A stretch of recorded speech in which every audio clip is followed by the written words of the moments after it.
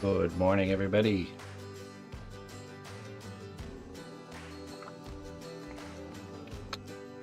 It's time for class, the continuation of our dragon.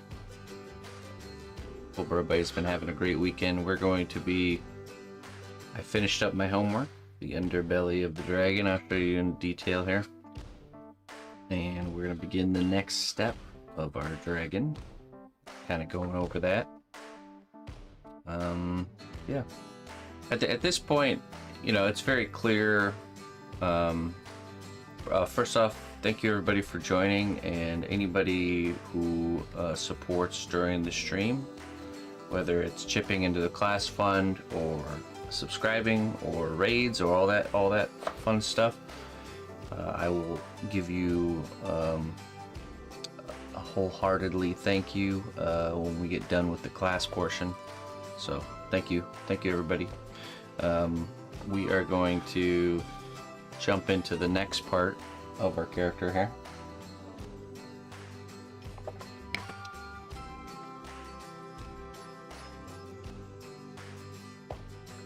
So when you're deciding, oh, I just realized some light's missing here. All right.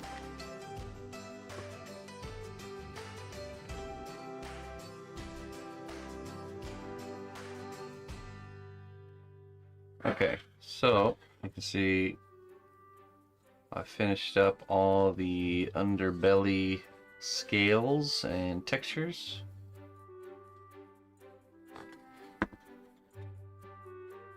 Homework done. I'm thinking about adding something to the chin here. You know, there's definitely room for something right there, but we can make that decision later. But essentially at this point, there's so many different directions you can go. Trying to make the decision on what to do next, a lot of it's just from experience of learning, okay, doing things a certain way one time, you learn if it was better or worse to do that section first. So particularly with dragons, I've always learned doing the getting rid of this underbelly area first, so it's done and it's locked in and we can start building, kind of like building from the inside out. So at this stage we could go pretty much anywhere, but what I've decided we're going to do is we're going to focus on the limbs next. So we got the underside done, then we do the limbs, then we do the back scales, which kind of like goes over this, you know. So that's just the order I've decided. And then after that you do the tail and the wings are the last thing. So we're going to demonstrate today one of the back legs. So I think I'll show you guys how I'm going to approach and how I'm going to fill out and finish a back leg and bake it. And then probably for homework we'll do the other leg, because it's essentially the same thing. So you're just copy pastaing what you've done. So, and then the front legs are a bit different, so we'll probably approach those in a different never skip back leg day. We could just as easily start with one of the front legs, but I don't know, it's just a little bit easier to show what's going on here on the back leg. So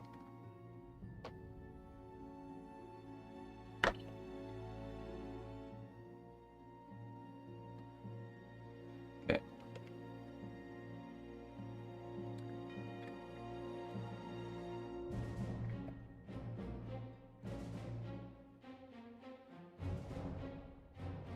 Okay, so first things first, we need to look at and identify the area we want to take on here, because remember we don't want to do more than we can handle in a 2-week span. Okay, so I think a leg, everyone should be able to handle that in that amount of time. And now we decide, okay, what part of the leg should we do first? And the first thing I'm thinking of is that we should probably deal with the paw first and get this whole area done. But first, let's just get this whole area coated with glue and then with a base layer of clay, and then let's fill out the volumes. And then before we do any detailing, we'll probably detail with the foot and then work our way around at that point. So let's see here. Let me pull up some reference. I think the only thing I will need reference on, or I would like to have reference on, because you never really need it, is for the paws, to kind of figure out, okay, how do we want our creature's paws to look? So let's see here.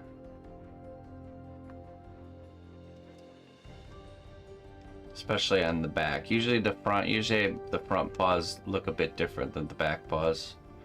The back paws are typically more close to like almost like a canine, you know, not as articulated. So I have this kind of reference pulled up here. Let me show you guys. This is what I'll be using. Something like this. You know, we can see there's a lot of like skin and stuff like that, and some bigger plate scales going up the middle of the toes.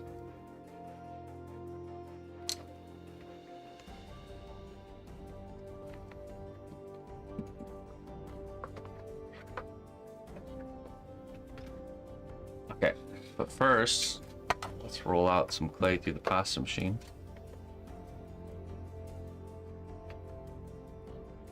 And if you don't have a pasta machine, you don't have to, you can just flatten it with your fingers, it's fine.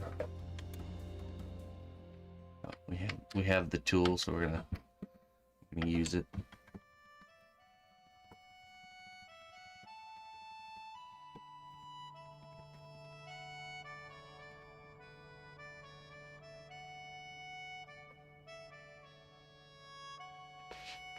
Definitely in the stages of the fun part, and I think especially if you guys followed along in the last class, you're gonna realize doing these kind of hands are much easier than doing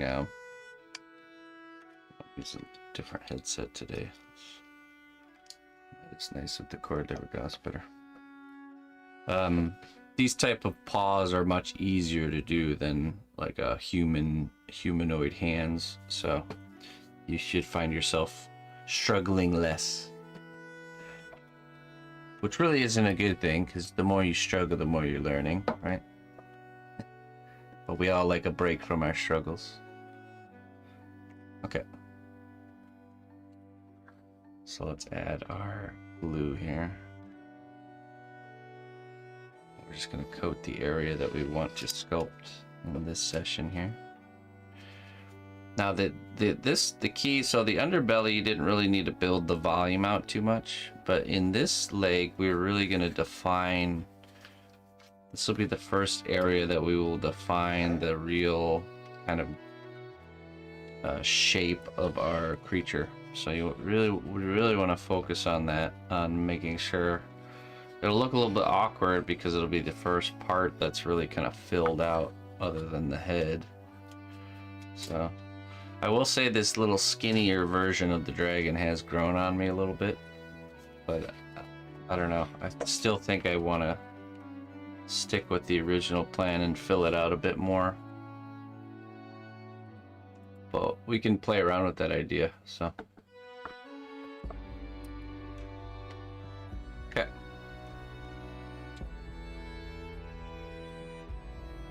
Yeah, human, for some reason, like animal feet and hands is easier. At least it has been for me. So it'll be interesting to see if you guys have a hard time with it or not.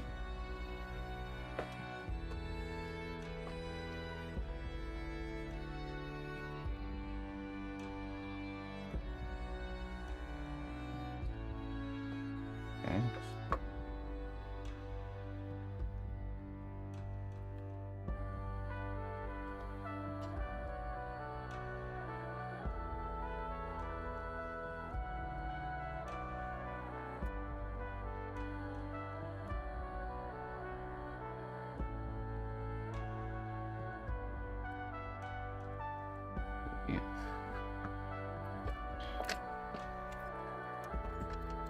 quickly.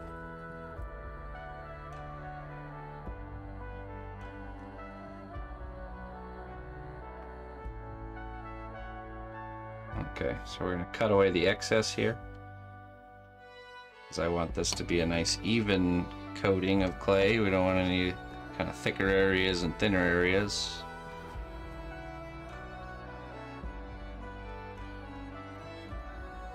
And we're really just, you really want to make sure it's just sticking. It's just by pushing down on it. It takes, you know, it takes some time for the clay glue to really engage with the clay and get that sticky quality. And if you encounter an air bubble, you just simply, like right there, I can see it's not really attaching. Just make a kind of a cut like this. Push all the way around, and then let the air escape.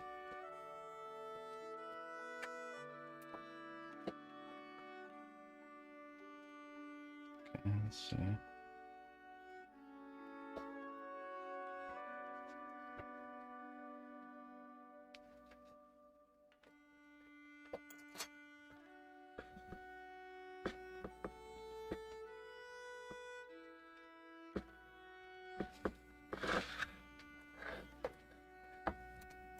Oop. Okay, now let's get in between the toes here. Now I'm choosing to leave the sketch foot in here, but let's say your sketch foot isn't really close to what you really want, then you can get rid of it. But I'm going to use it here as an armature, the real foot.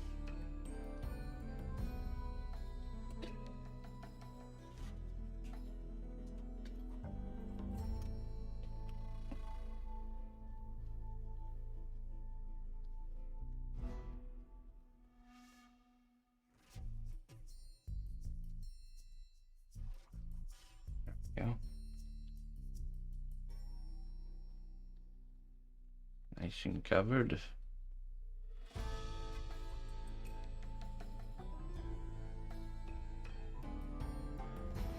Now I could see, let's see. See, the way the claws are kind of going around this structure here. I kind of want to make sure that the foot is on a one plane, so it's level. So I might actually cut and move those a little bit. Because right now it's at kind of an angle like this. So we want it to be kind of like this.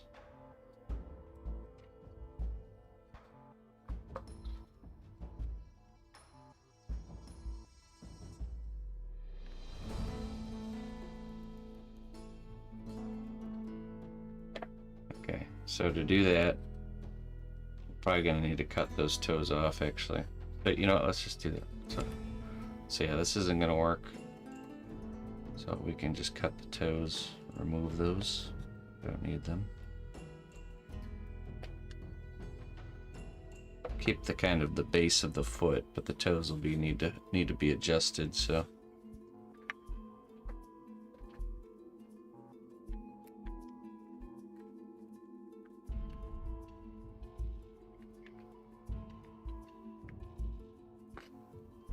there we go.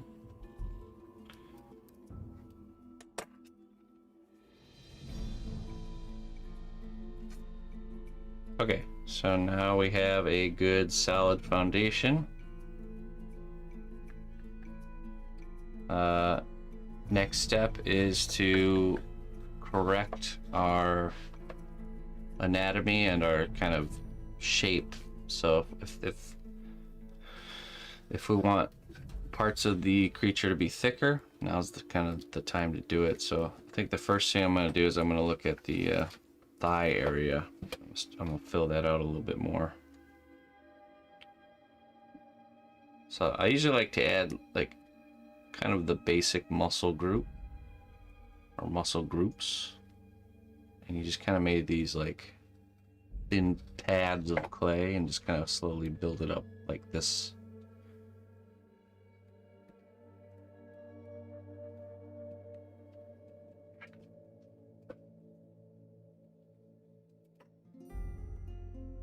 And I want to see this kind of separation between the muscles, because I end up using that to help me determine the way the scale pattern will be.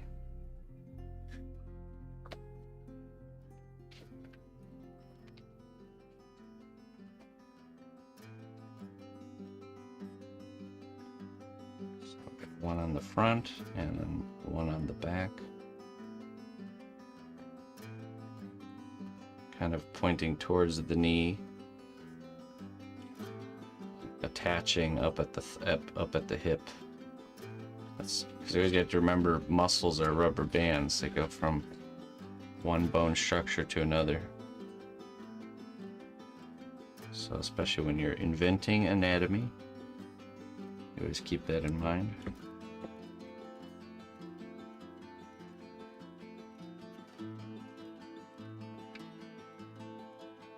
Okay, now we'll have one kind of going down the middle here.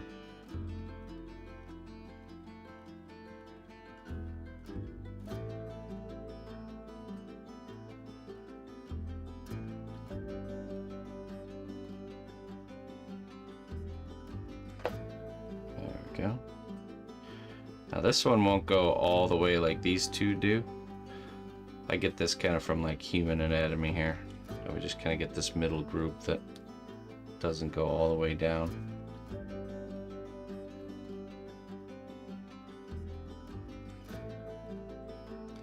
Then we get this natural kind of valley where they meet. And like I said, we're gonna leave that because let's not blend anything in just yet. Let's just keep adding volume until we have something we're happy with. And you always have to, you know, look at it from afar, see how it's reading. So right now I'm looking at the leg compared to like the head, okay? I don't think I'll go much bigger than that. I think that's already looking pretty good. I could see adding a little bit more here in the calf region, but still keeping this lower part the same kind of thickness that it is right now. So let's do that. Let's add some of the calf here. This kind of goes, grabs the knee, and then it kind of twists around and then connects down here, creating that calf muscle shape. Looks good. Now I've done these type of feet a lot, and what you end up having is you have sort of like an elbow here. This goes straight into the calf muscle. Kind of like a tendon. But then along the side you have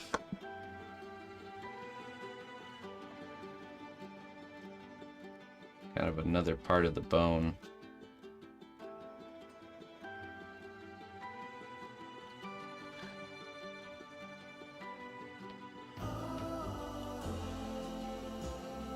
Just like this.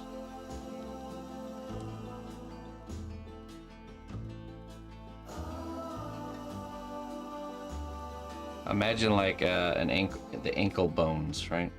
It's almost like the ankle bone. And then we do that on the inside of the leg as well. Same thing.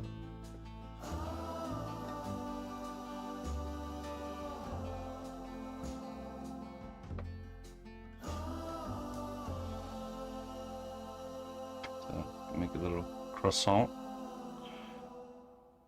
Goes right there.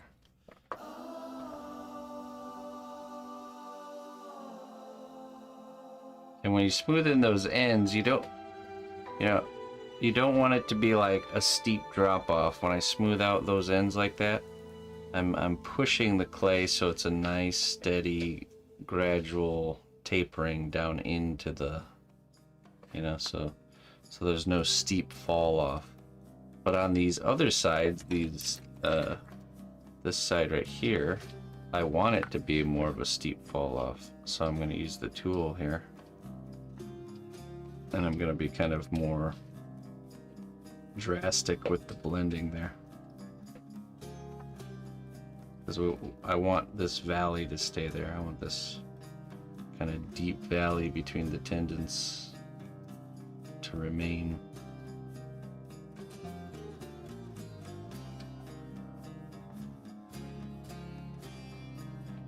That gives us that shape. I mean, really, this tendon here does go kind of all the way down into the paw. So this kind of goes a little too concaved, so I'm going to fill it in here a little bit. So now it's more of a straight shot. See that? Round it off on the top. So how you blend things in is important, you know.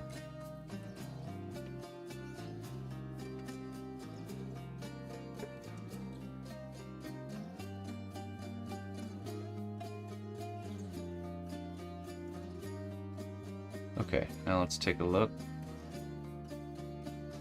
Starting to read really nice. Now this is protruding quite a bit. I can see making this a little more subtle here. This this kind of valley here. If we're doing it like a more monstrous type creature, you want these kind of valleys between the muscles and tendons to be more intense like this, right? Makes it look more, I don't know, more scary, I guess. So we're gonna, but since this is supposed to be a cute creation, we're gonna fill that in.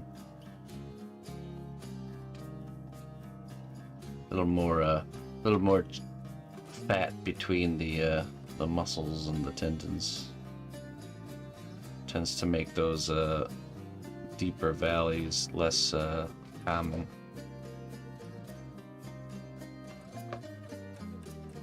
See, that's looking much better. See, much less intense.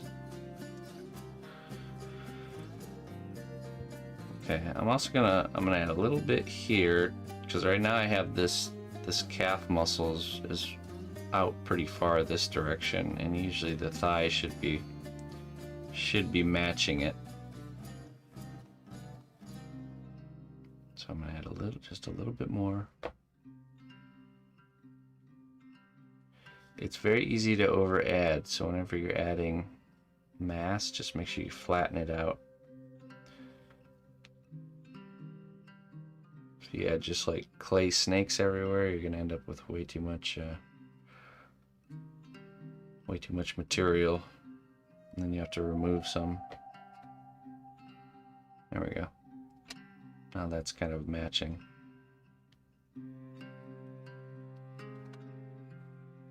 Okay, let's look at the inside here. Let's do the calf muscle on the inside.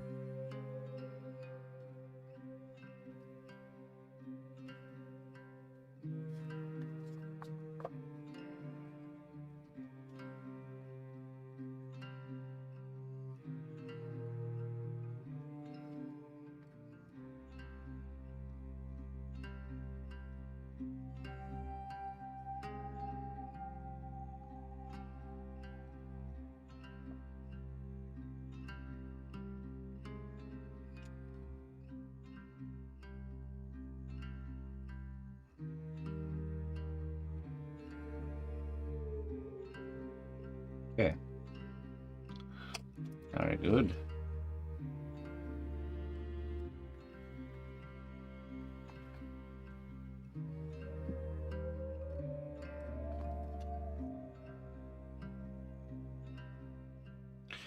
Now inside the thigh, I'm going to add some.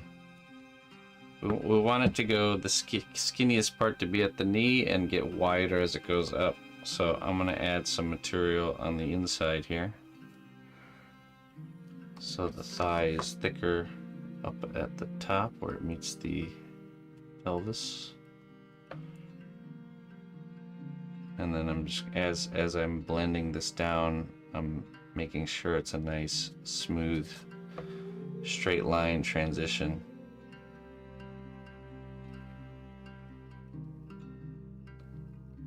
from kind of thick to thin.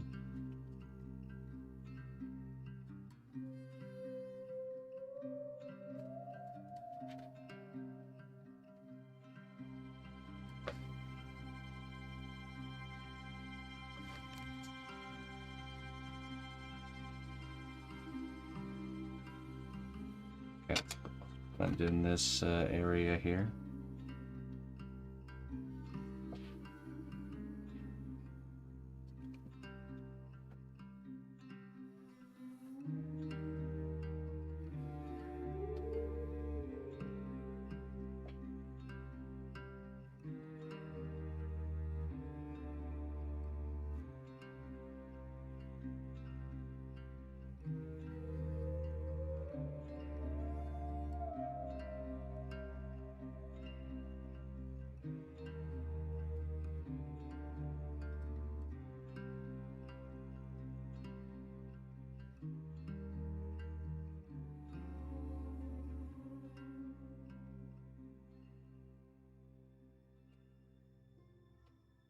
Okay.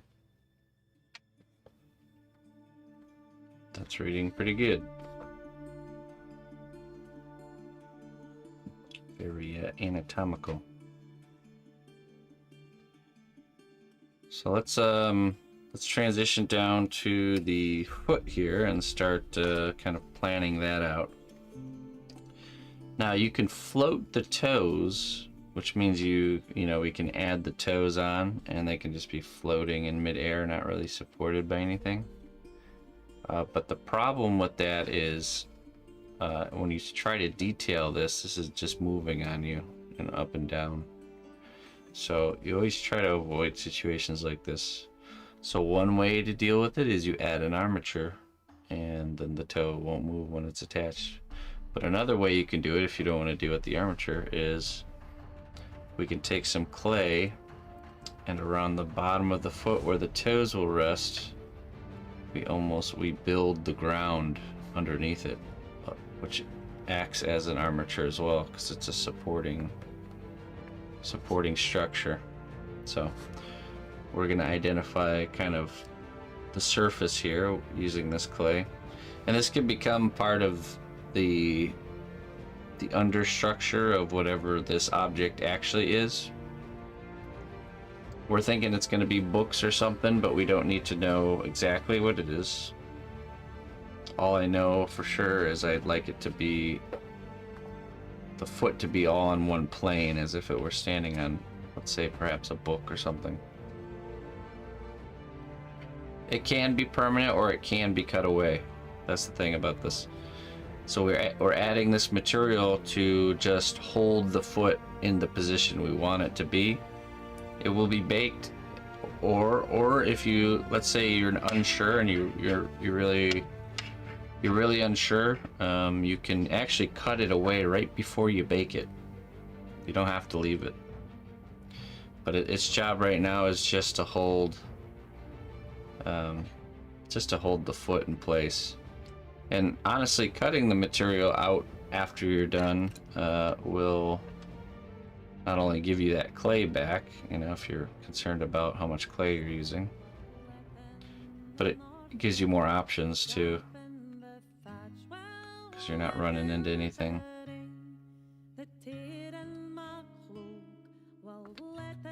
So just defining this plane.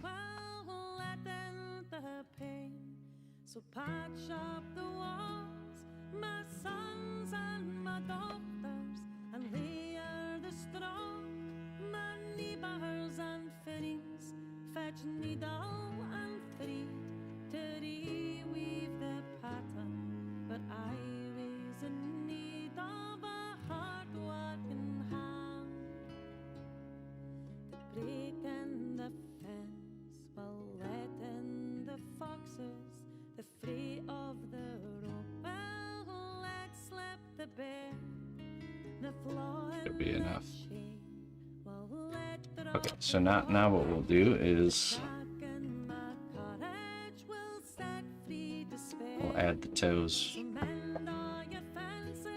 Now I've learned that the better job you do at forming the toe while you're holding it, the easier it's going to be. So we want the end of the toe to be pretty kind of bulbous, you know, almost like shape of an egg. So usually I'll roll that out, and then I'll kind of pinch and roll to create that end of a toe shape. And then I'll roll the next section, give another pinch with my nail there, and I roll. That creates a segment. And I'll just kind of rip off the extra. So 1, 2.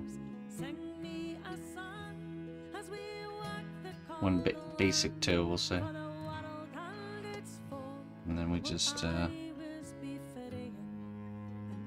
let's attach it.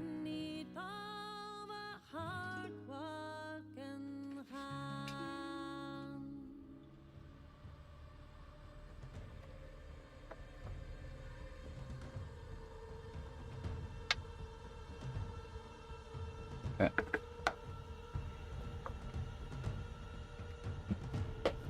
Now this next one we want to be a little bit smaller, but same process.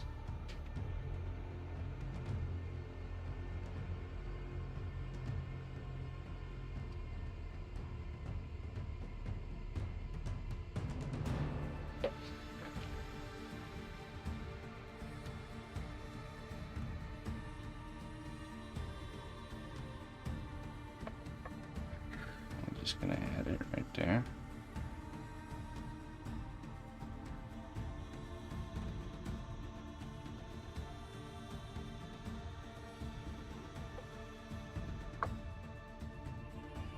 That's very important. You check and make sure your size is where you want it here. I am going for a little bit bigger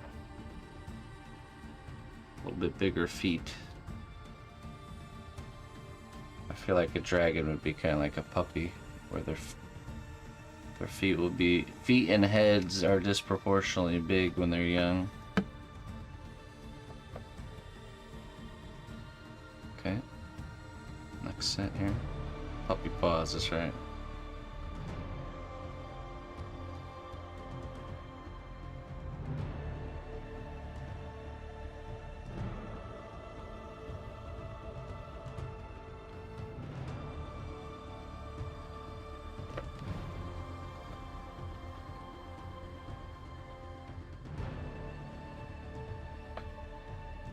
What's the next one?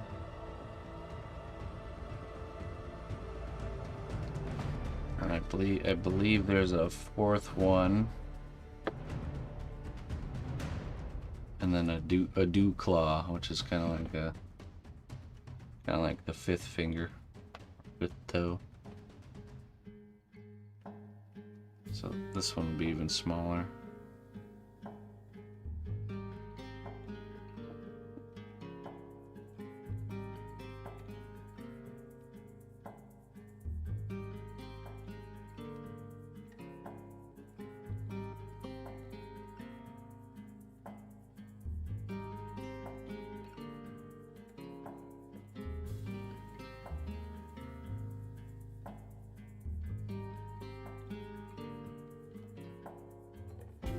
And what this shows me is I need to add more mass to my kind of ankle area too. So we have room for that toe.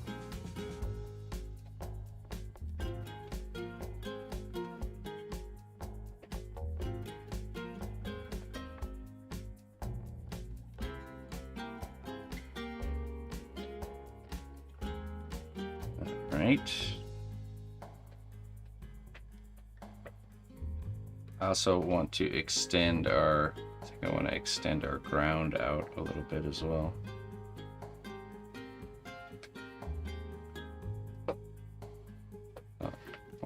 Push the tips of the toes like this, and then where you see that knuckle, where we want that knuckle to be, you pinch and pull at the same time.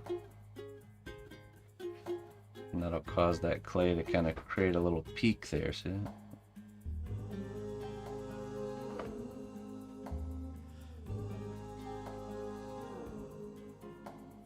good.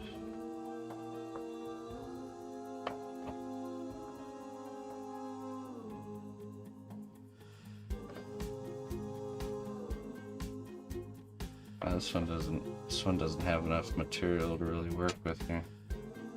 So I may add some there. Or we'll just leave that as is. Alright, and then we got the bottom of the foot, kind of like the heel of the foot. We're gonna add some more mass there too. A pad shape like this.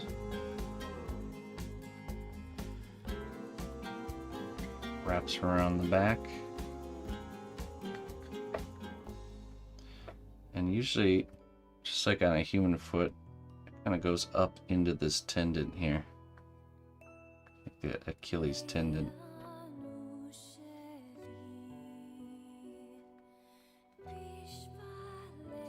Again, the whole time you're doing this, you want to always make sure you check, make sure the sizing of everything is where you want it.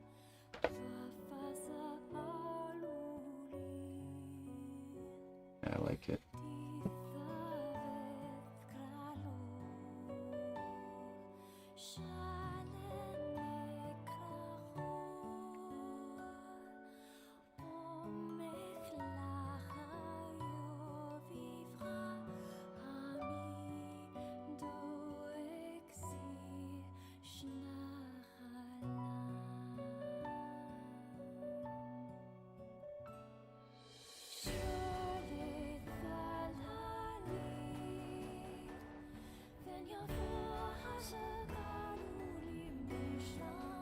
Okay, so I'm going to add some onto the top foot here. There's kind of the tendon for the toe is coming straight down like this. It'll meet up with the toe.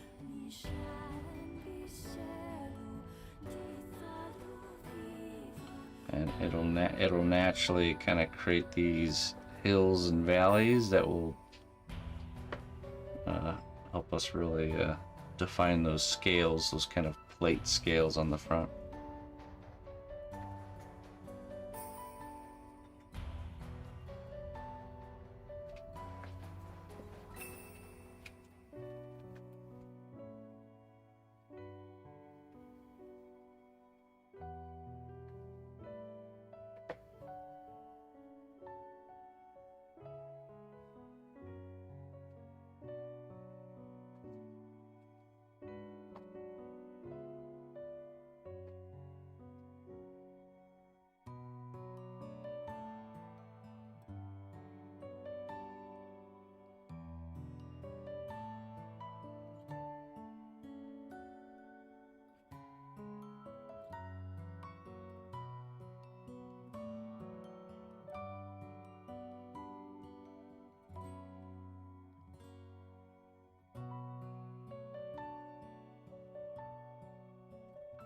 Okay.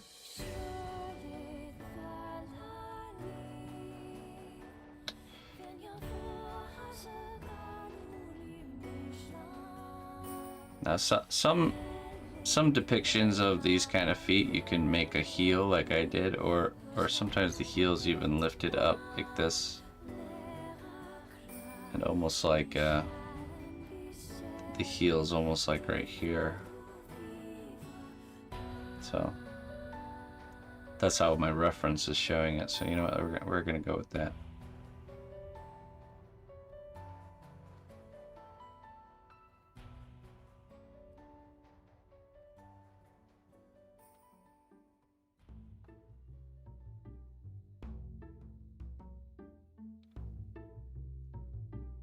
So it's almost like it's standing on his toes, or on the balls of his feet.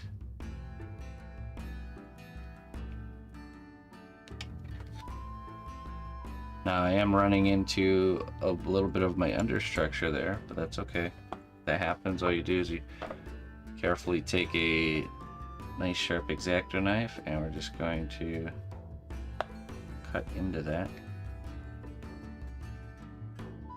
Simply remove it.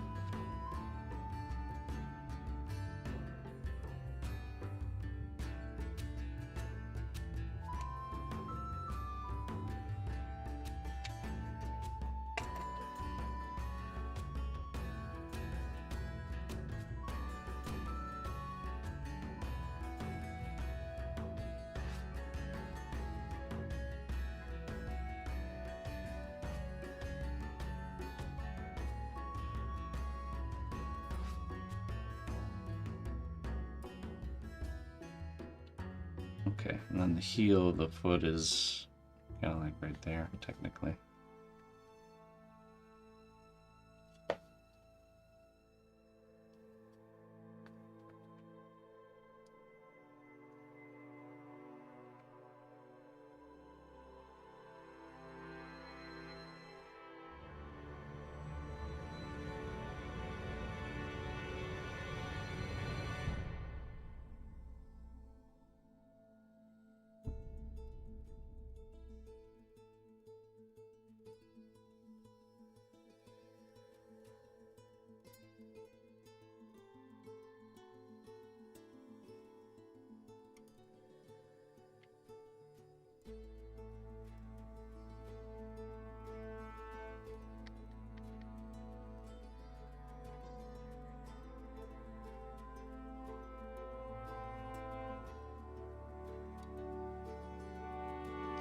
Okay, I'm gonna clean up the inside of this foot here. Well, definitely the harder to reach spot. I can see that this side is looking really good, but this side is lacking a little bit, so I'm just gonna add a little bit of clay here.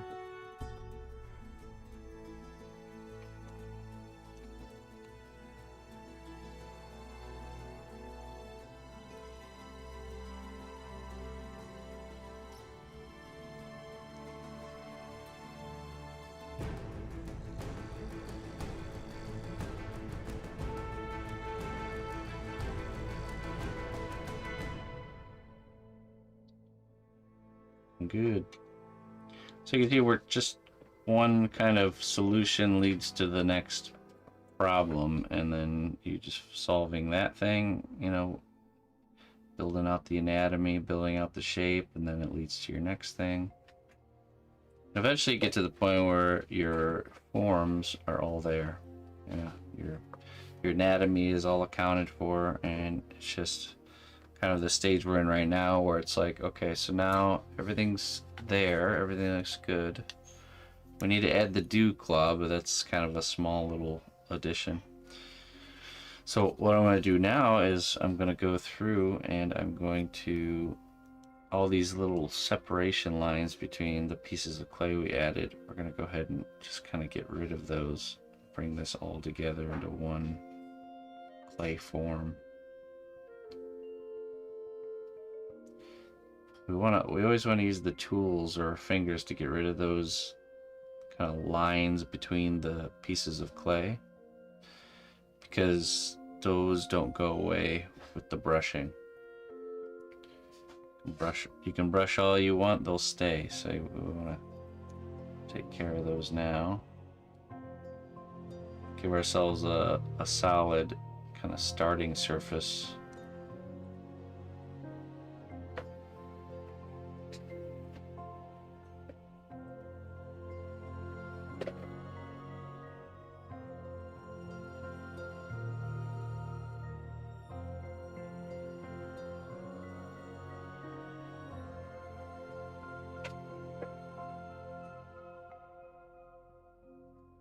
Your fingers will always do a better job of smoothing things out than tools. So a lot of times I'll go back over my tooled areas with my fingers, and you can see how much that smooths it out.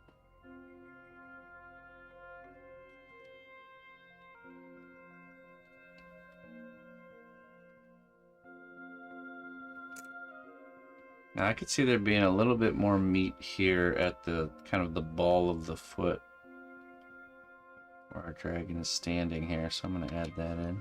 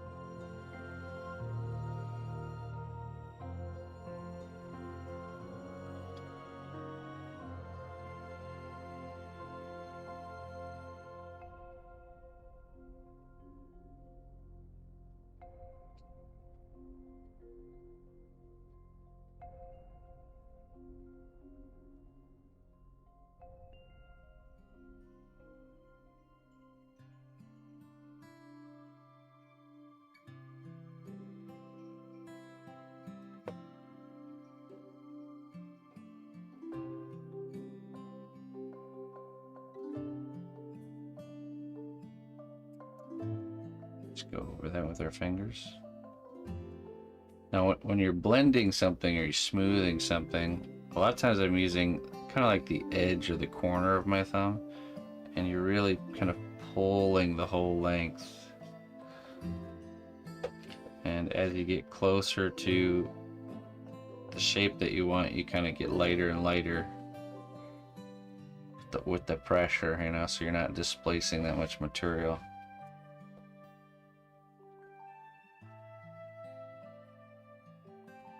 And you're always pulling the high spots into the low spots.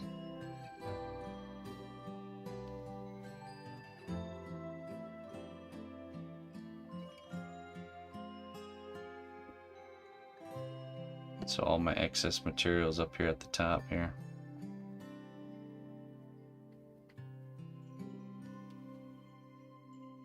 See how we have that nice clean shape though?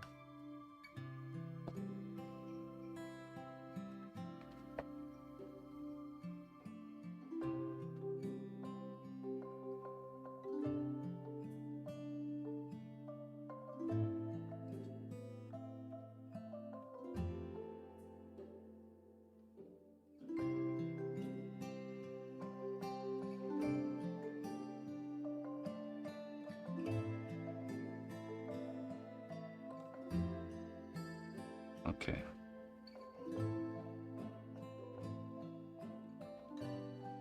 You'll find the inside of the leg is harder to kind of clean up just because it's so out of reach.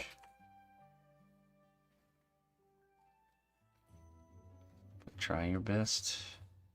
Also remember, because it's out of reach, it's further out of sight. So technically, even if you don't do as good of a job making it really nice under there, it's less seen, so it's not going to be noticed as much. Especially when you're doing this is something to think about when you're doing details and scales. You know, I'm going to fill in this valley over here like we did on the other side. Don't create a really complex, hard to do technique in an area that's hard to reach. That's not going to be seen very much, you know, so don't waste your energy. You know, don't come up with some elaborate, hard to do scale pattern for the inside of the leg, you know. You're just kind of beating yourself up at that point. So instead, consider doing methods that are easier to do on the inside of the leg, the harder to see areas. So if it's hard to see, it's hard to reach. Save your detail points for the easy to see, easy to reach areas. You'll have a much more enjoyable sculpting experience.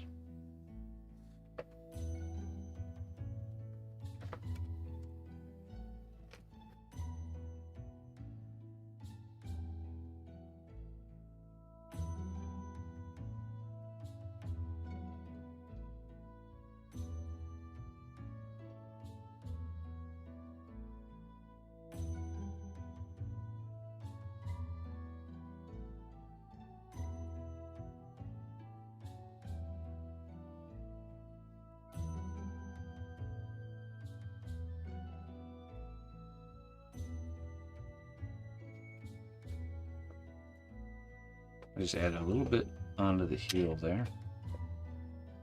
Rounded it off a little bit more.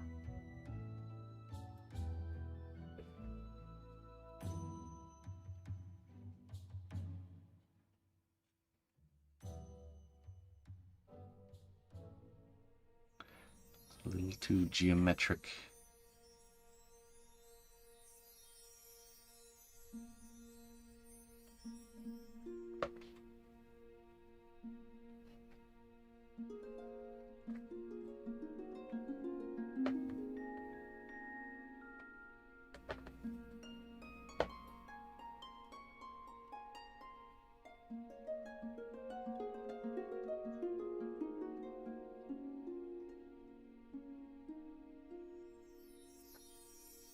All right. Looking cleaned up. Okay, now at this point, if you feel like you can go over this, brush this with alcohol and really bring this, you know, smooth it all out to give us a good starting point. You know what? Yeah, we'll do that too.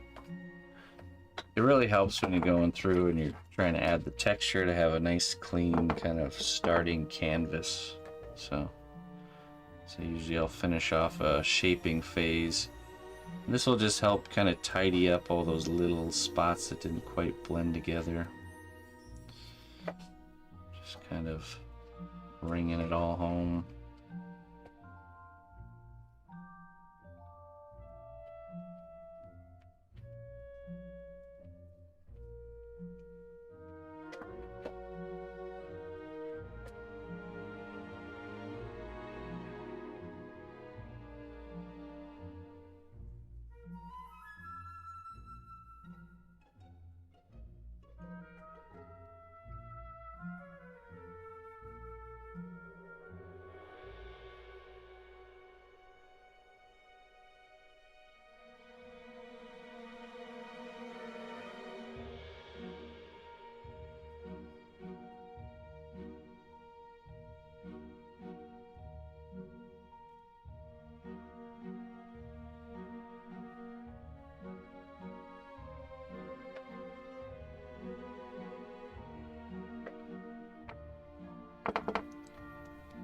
And we'll go around to the underside here.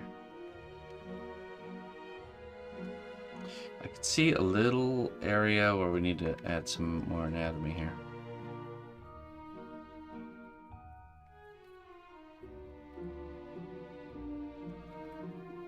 Now you see a place here. Try to get done blending this. You're using the brush as a tool, you're not just randomly brushing. You're identifying areas that are a little more coarse, a little more geometric and rough. And you're pushing the brush down in those areas and kind of brushing with the form of the the shape of the muscles, you know. You know, like in this valley here, I'm running the brush with the shape of that valley. Not just getting in there and cleaning it all up. So you're not losing your shapes that you've made, you're just refining them. Okay, so the place I see, normally at the back of the knee here, so we see we have this line going here, which is nice, that's perfect. But there should be kind of a line coming here, going the other way. Kind of muscle line. So that tells me I need to add kind of a pad of muscle right there. Almost like the inside of the thigh. So I'll just kind of make a piece. Place it just like this. Blend it in.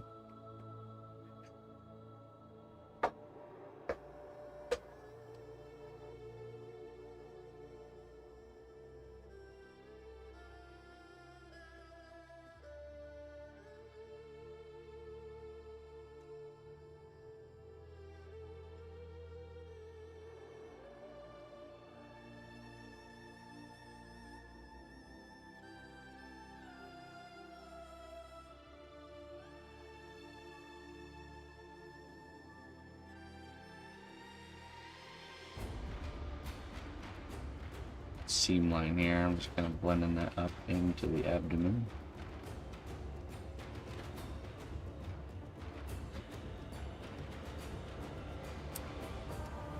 There we go. Again, that's looking pretty rough. From the tool marks, it's a little hard to get my fingers in there, so I'm just going to use the brush and the alcohol to hone that in.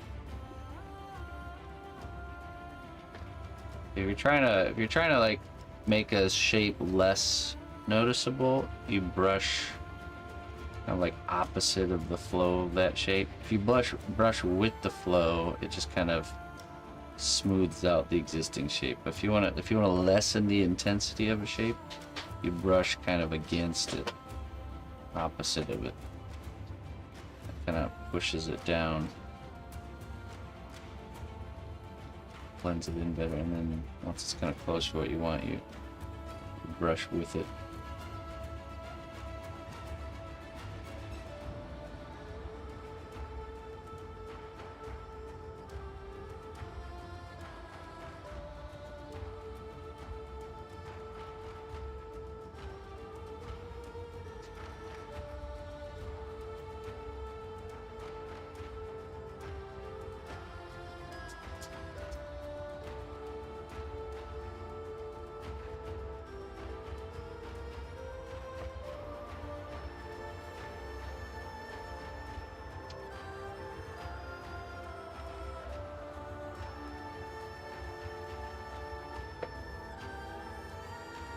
Alright, so now we have a nice cleaned up leg anatomy. Now we're jumping into the scales. We could start with the toes and do like the nails and the kind of the toe plates and stuff like that. But I actually think the thing I like to do is to identify, okay, where are the larger plates, and then just like with the chest and stuff, we kind of identify the larger areas, and then we kind of go from there. So I now want to have this muscle group becoming kind of like a set of these larger plates. So I'm just going to draw a line around those. Kind of ends here up at the top, and then these will become spikes as well.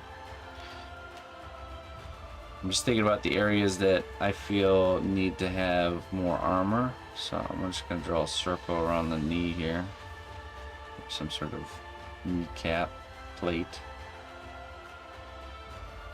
and then here on the front of the thigh, kind of have a line going down here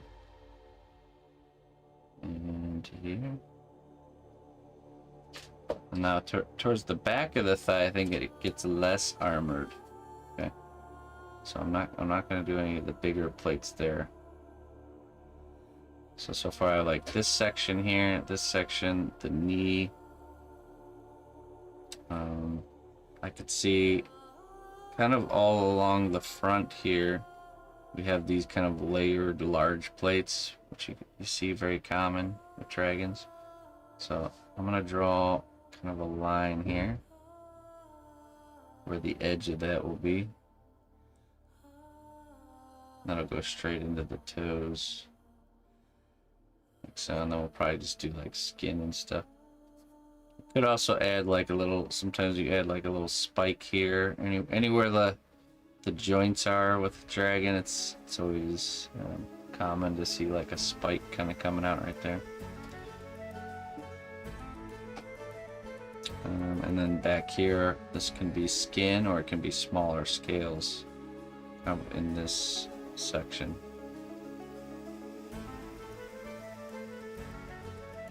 So there we go, that's the game plan.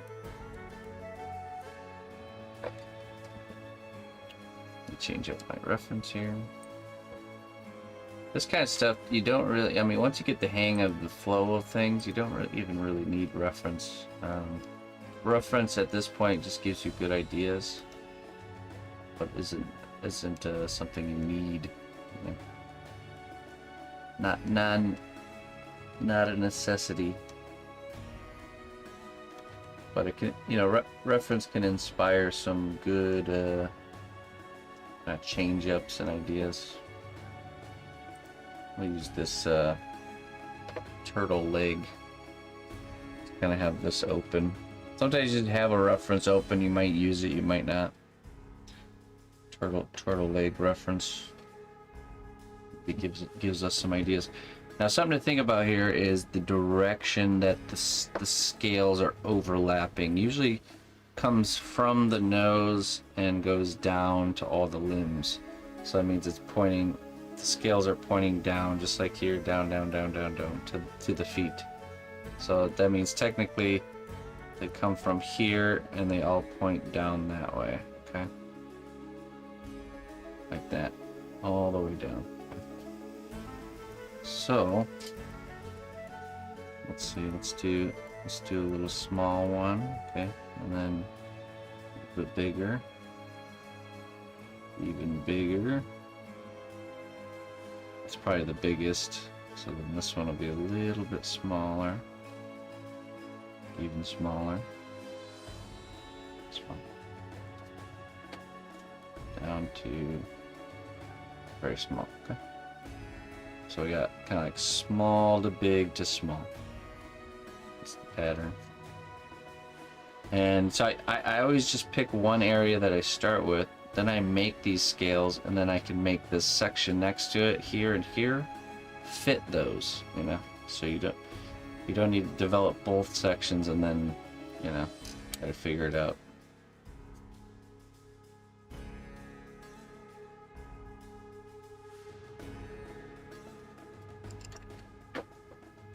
Okay, let's see, let me grab our tool here. Okay, so we want the scales to be pointing downwards, so I'm just gonna go here.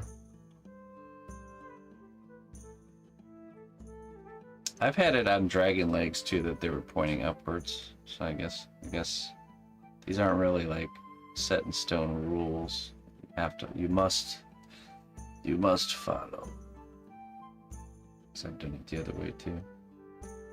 But in this case, we're gonna follow that it's all coming down from the snout.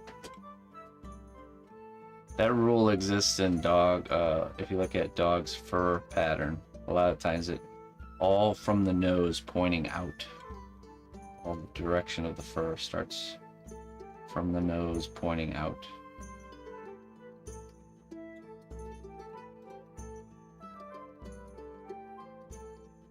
I'm just kind of using my sketched in lines as a guideline there. I'm just going to create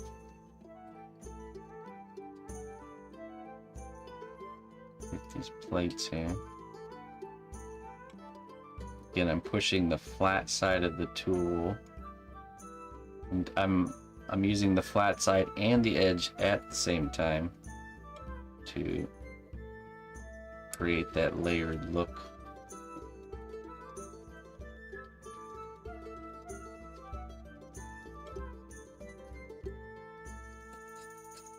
There we go.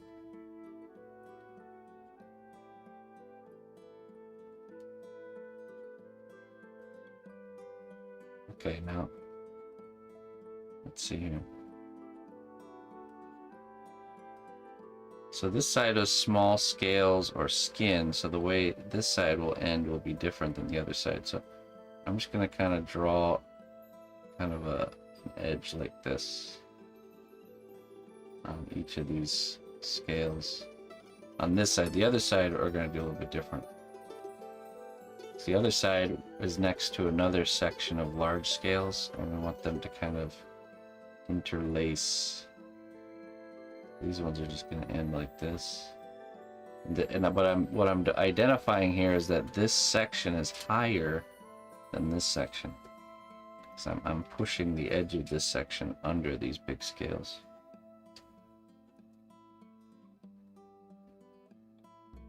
Just like that.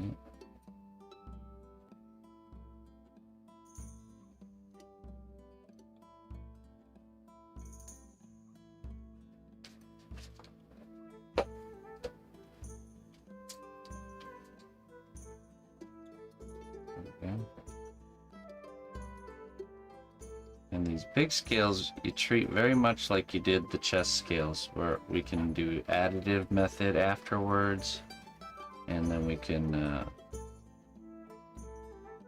add texture to these ones. I don't bother with texture on the small ones, but on the big ones I'll add texture.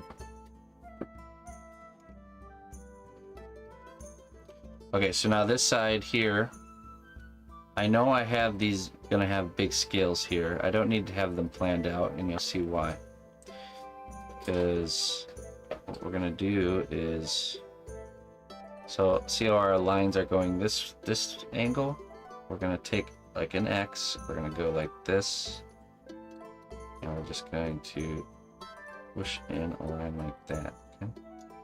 So the opposite angle of this line that's here. And you'll see something happen here just by doing this.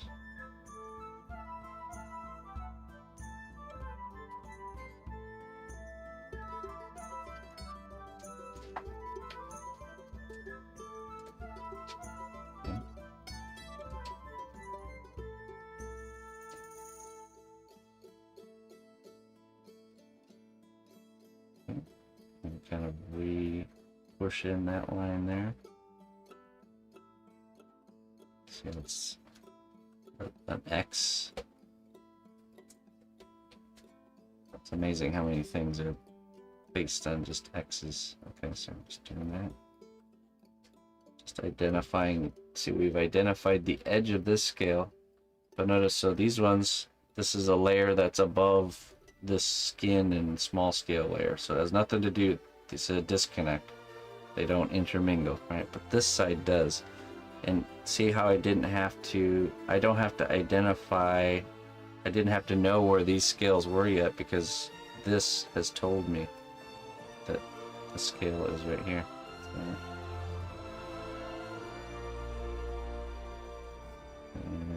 and this one tells me where this next one is right here. So,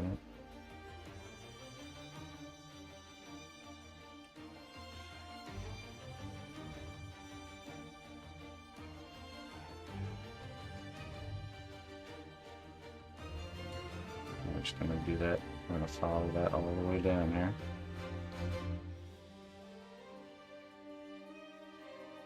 Now we're going to have another section here, a disconnect. So these, the way these ones end will be like on the other side, where it just kind of curls up like this.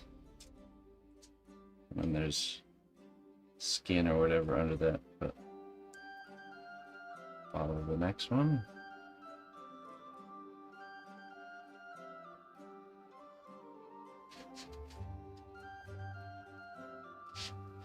See, the size is getting smaller. It has the same gradient because we're just following what we've already done. Already established.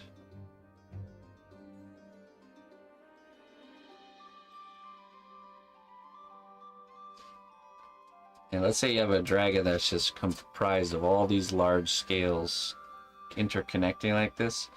Once you figure out the first section, then that's it. It just will, it will all kind of define itself after that. I mean, once I get past the part that connects here, I can go wherever I want with the scale. I could go down like here, like this. I could even go up like this and make it a smaller scale like that. See that?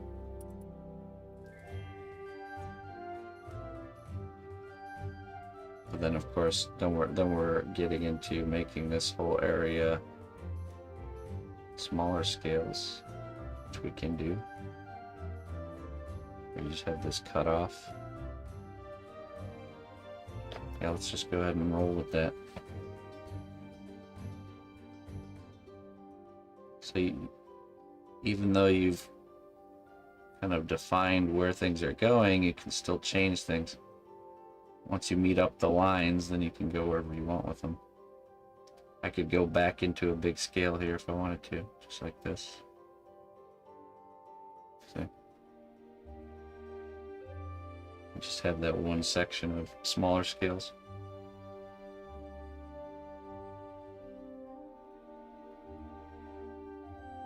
Okay, so let's see.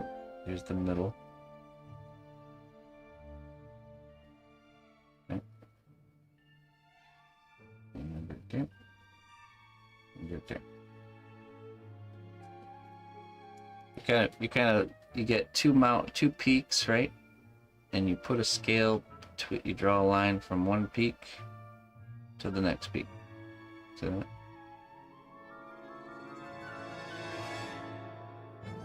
Let me get over here. Oh.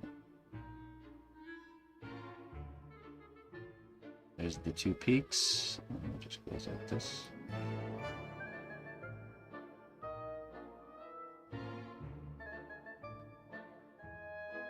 There's the next one.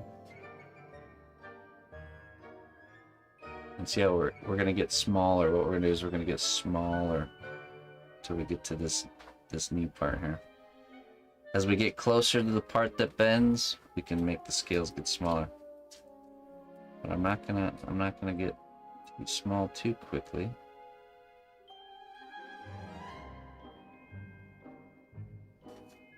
But as we get closer to that knee, I will.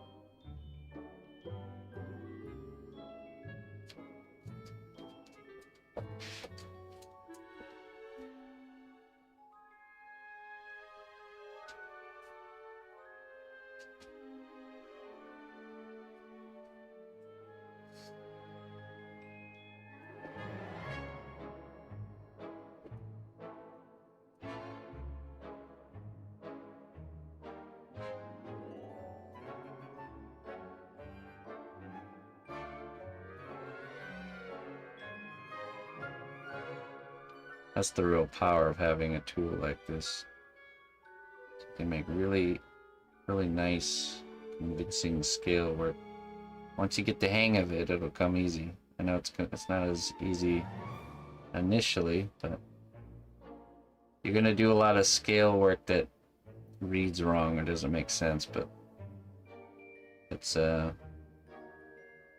part of the learning process. And you'll find yourself finding times where you get into this groove where it just happens automatically, and you're like, well, how did I do that?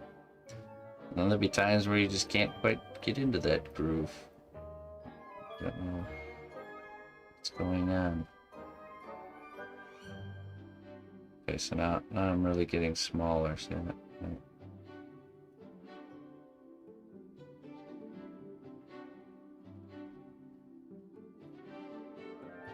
See how quickly you can kind of bring the size down.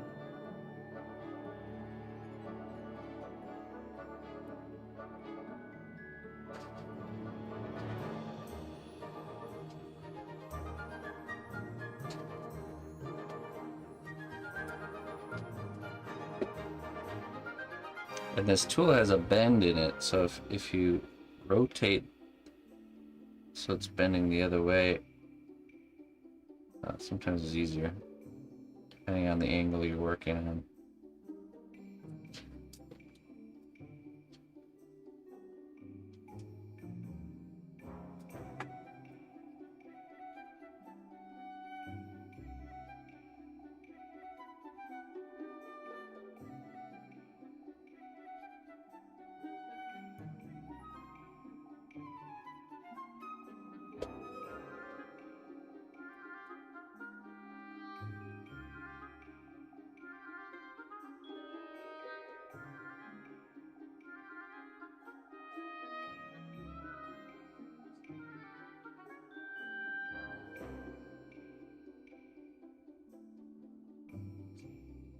I'm just going to this because I know there's going to be some sort of larger plate or spike or something right there. But you see how we've taken it from these large scales down to these here.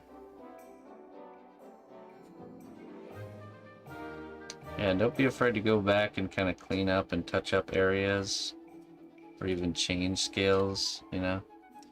And I would do like I'll probably do the additive method that I did here on these larger ones up here. Okay. Now let's I want to get to the toes here and show you guys maybe one toe so you guys can get a good sense of what you'll be doing. That's my game plan. So probably small scales going through here.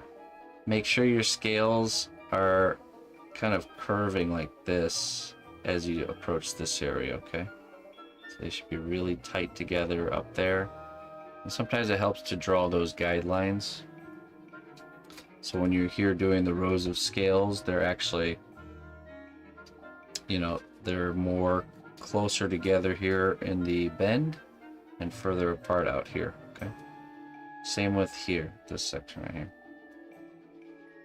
Now these ones I plan to do kind of like those plates that go like this.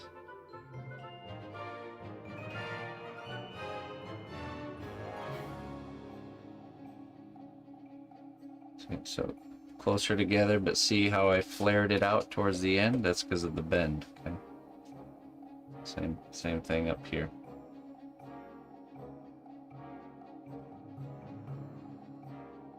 And then once you kind of get past the bend, kind of show you what that'll look like. It'll be more kind of even too.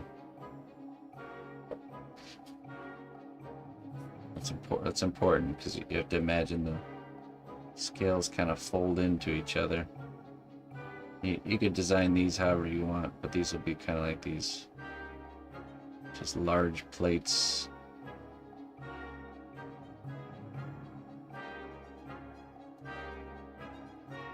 And that'll go all the way down into the toes, and then it'll split off into I'll probably do little spikes on the knuckles. Now we have these little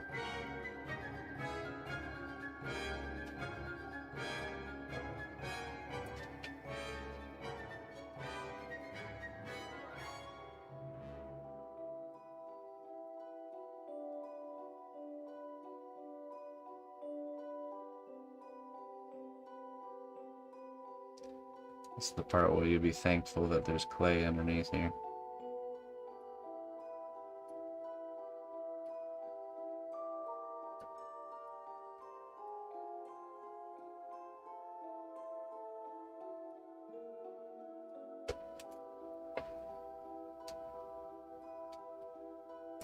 Okay, now let's do the claw.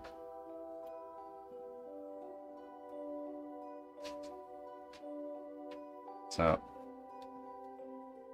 see, I'm gonna do not really long claws, almost like short, stubby claws.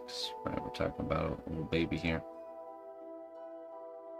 So, kind of a little bit chunkier at the base, and it goes to a point really quick. Push that down in place, and then give it that little curl. Now, take a tool like this with a flat side. You can either use that one or you can use this one here. And what I'm going to do is I'm going to put the flat side against the claw, but then I'm going to push with the tip. It's keeping the shape of the claw, but I'm pushing the extra material and kind of stitching it on there.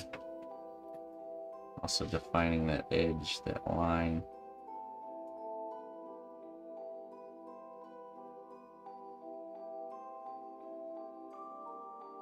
Just like that.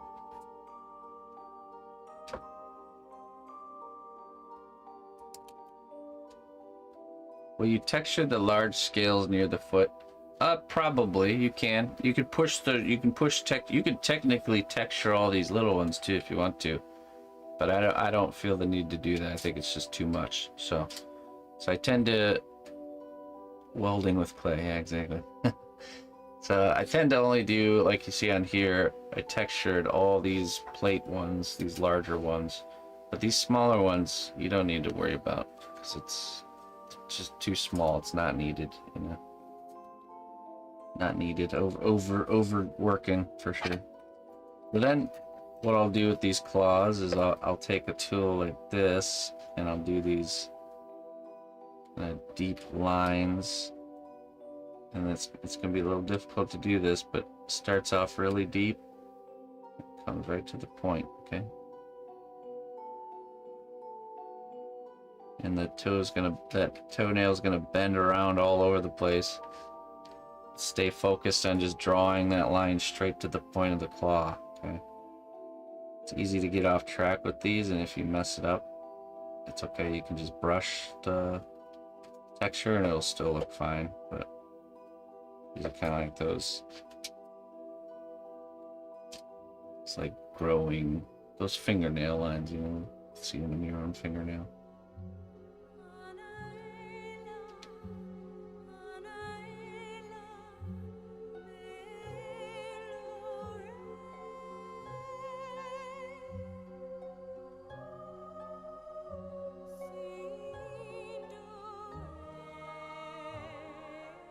Okay, so let's see here.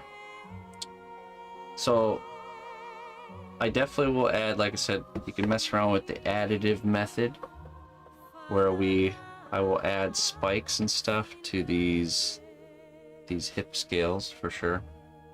Because also the closer we're getting to the top, the closer we're getting to these back spikes or back scales, which are usually these larger plates that have, you know, a lot of spiky bits going on there. But here's the reality. Let's say I even finished these flat and I didn't do an additive method here, right? And I just left them flat and I textured them and baked them. Well, guess what? Later I could decide if it benefits my dragon design, I could add more to those scales later. You know what I mean? I could even do that to these right now. You know, like if I wanted to, you know, let's say like, oh, you know, maybe I should have added right there, you know, like a little spike or something. And you could add and you can blend in and you could still build upon the work, right? So don't feel like you're you know, locked in and there's nothing else you can do. Yeah, you could go over the whole dragon once it's all kind of, because sometimes you work on these individual sections and then you get the whole dragon together and you realize maybe these other sections need some more to kind of be cohesive, and that's fine. You can go back and rework and add once you got it all kind of combined together. So but yeah, it'll be pretty much skin under here. Now you'll see when you start getting under here for the details, you can start to see like, okay, maybe there needs to be a little bit more meat here.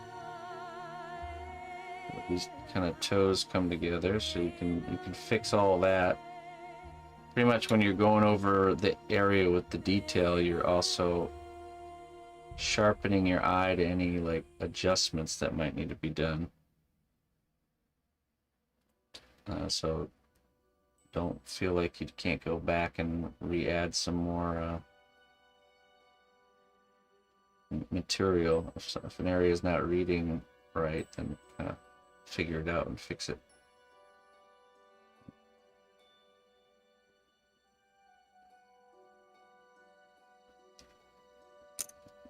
Might do another piece like this. See how that naturally describes those wrinkles that normally are there.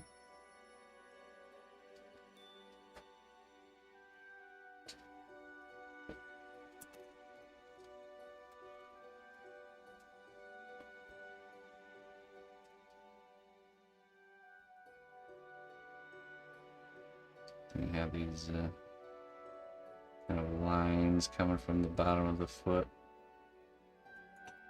which that's probably gonna all be skin there, and then there'll probably be scales here. So this will be skin. These will be the small scales. Probably be a spike there, small scales. But then probably in this area that bends, it'll be like just skin right here. I'm always thinking about how the creature moves, you know. Just like how medieval armor is, you know, it's leather in the areas that need to bend the most, and then you get your chainmail, right, which is the small scales, and then you get your plates, which are these for the areas that take the biggest hit. Okay. Well, I think I covered enough to for you guys to be able to finish this leg, which that'll be for homework. Completely finish this leg and do the other leg as well. Following, and you can watch the class again when you're doing the second leg. Now, the important thing is okay, here's something to talk about. When you're doing the second leg, okay, you have to use your first leg as reference, okay? So whatever decisions you made as far as the design goes, kind of repeat those steps, you know? So once you get the shapes where they need to be, make sure you do what you started with here, which is, remember, we identified those muscle groups as these larger plate sections, okay?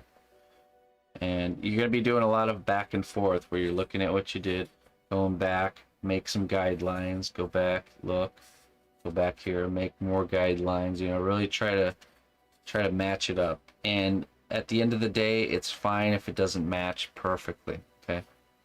Because here's the thing about symmetry. The symmetry you notice the most is when you can see both sides in one, like, frame, okay? But here and here, you never can see together next to each other, right? In one frame, right? As far as a viewer's perspective. So it's a little bit less important that the symmetry is perfect, because you're never going to see the two things together, right? So if there's differences, that's fine. Don't worry too much about it. Once the whole composition is done, nobody's ever going to really see that. But like, for example, on the face, that's why it's crucial. The symmetry is crucial, because you can see it right next to it. You know, you can see it in the same frame. It's very blatant, obvious if it's off, you know, so that's one of those things you can kind of get away with. But yeah, just use whatever. The first leg's the fun leg, because you get to design, right? The second leg is the less fun leg, but usually it goes faster. So in the second leg, you're just copying what you've already done. It's going to be less fun to do, but it's okay. Just you gotta do it. All right. You gotta do it. Okay. Well, ladies and gentlemen, that's going to end the teaching part of the class. So for homework, you need to have both back legs done, myself included. So next, what we'll do next week probably will be the front legs next week, which we will work on the what we'll do is we'll do this arm that's reaching, because we get off easy with these back legs because we don't need to build an armature. Same with this front leg that's mounted. We don't need to build an armature because it's being supported by the clay.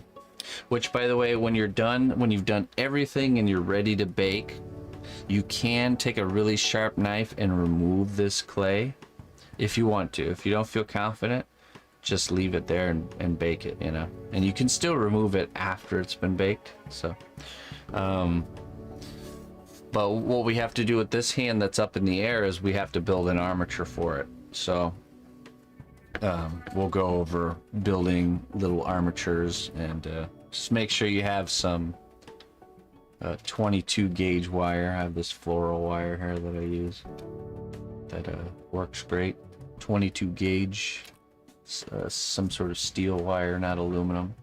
It's far too soft.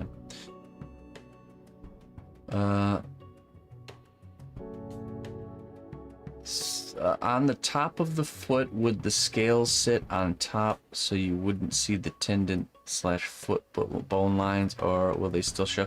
Well, so the reason we do the anatomy is so when we're doing the scales kind of flow with the anatomy.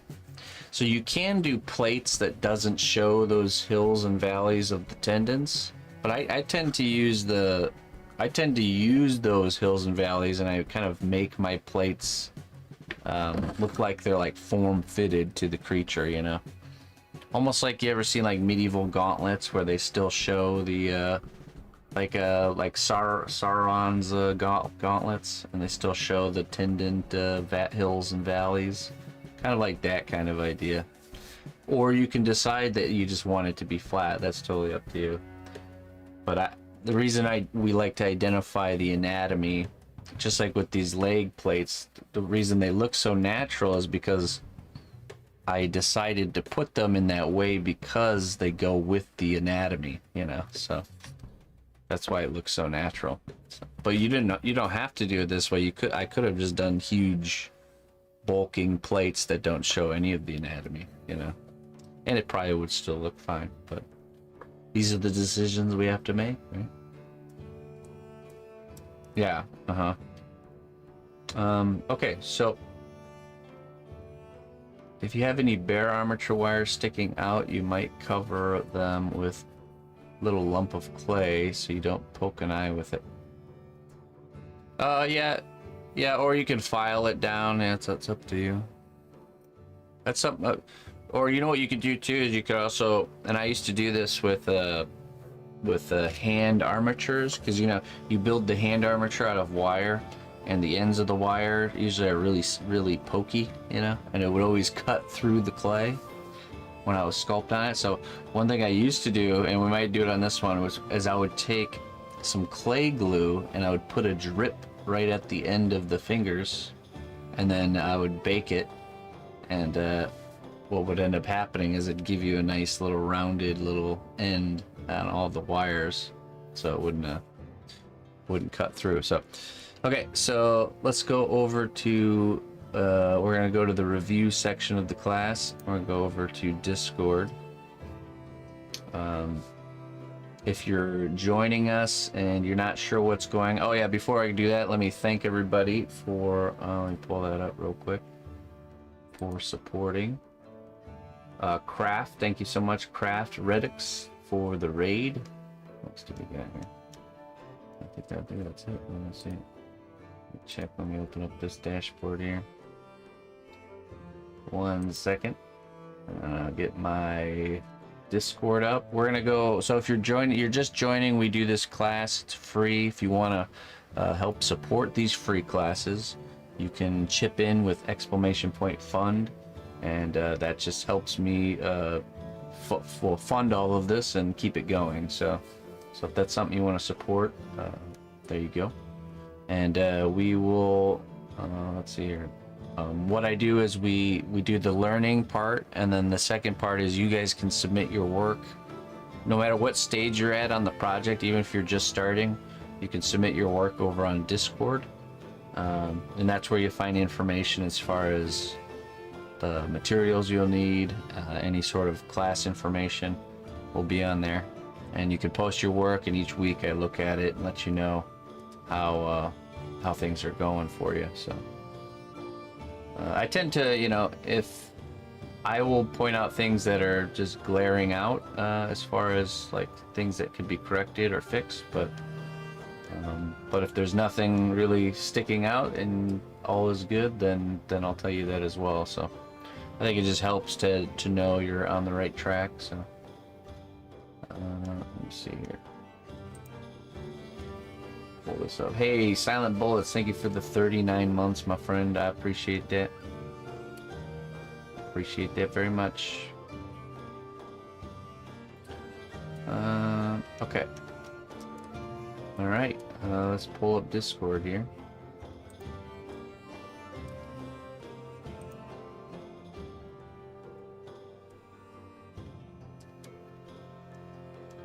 It's always cool to see how everyone's doing as well. Okay, dragon class. Pull off the dragon. Okay. So for those that are new to Discord, you join the Discord here. You go to the rules tab. You click on this little dancing icon guy, and that unlocks the rest of these channels. And in these channel lists, we have regular stream channels here, which is Creative Corners, where you post your artwork that isn't class related. So if you want to share your artwork, definitely post there. Then we have the cnotbusch School, and this is where the class stuff is. So you got general class info with all the tools and supplies and materials and all that fun stuff. And then we have this class, which is the dragon class. If you're following the gremlin class, which is one we've already finished that you can go back and watch whenever you want, you can still post there, and I will still look at your work and let you know and give you feedback. So okay, let's see here. Let's see. I think we're at hashtag week 6. So if you do post in the class for this week, make sure you type in hashtag week 6 in your post. If you're gonna post for next week, make sure you type in hashtag week 7. Okay, so we're gonna do. It just helps me find your guys' submissions easier. you're posting for the gremlin class, just post it in there. You don't need to use a hashtag. Right in the dragon. Right. Dragon class. And hashtag. Wait. Hashtag week 6. Alright, 8 results. Rayun. Okay. Still on muscles and symmetry. I feel something's off, but I don't know what is. Okay, let's see what we got here. Rayun. Okay.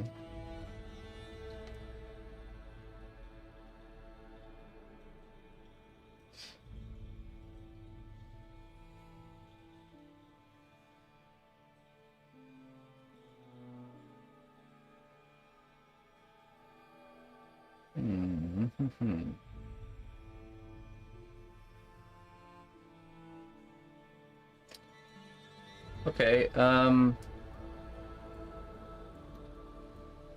the only thing, I mean, okay, I'll say it first, nothing is actually off, okay? This is all looking very good. I think there's elements that are throwing it off, but it's just because the character hasn't been fully developed. But as far as an understructure goes, nothing here I see is off. I think things that are throwing it off for you is that the neck is very under kind of bulked. Which, you know, once the neck is filled in, I could see the back being filled in more. But like the back hips and everything, that looks good. The front looks good. Yeah. I think you're doing just fine. So remember, this is just the understructure, so it's, as you can see, now you've seen 2 sections of where we've covered, and that's when you really sharpen in and hone in stuff. So you can fix the thickness on the neck when you do your underbelly stage. But I think it's gonna work just fine. Yeah. No, you're looking good. I don't see anything off there. Good job. Very good. PB sculpt. Okay. Still on my muscles and bulking out. Been busy working, but off tomorrow. So hopefully get this stage done and baked. Can you see any issues at this point? Let's see.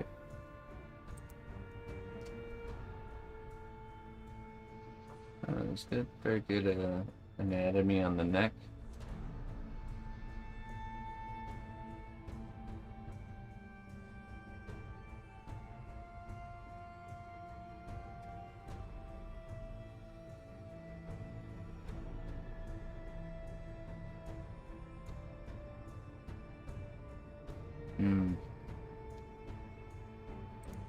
Okay, one thing that's jumping out to me, let's go back here. This feels uncomfortable right here. I think you need to take it, see how it's, you need to grab it and like push the hock part, this little elbow part here, in this way. Okay, this needs to be more inwards. It being outwards like that is like twisted ankle kind of position. You see that?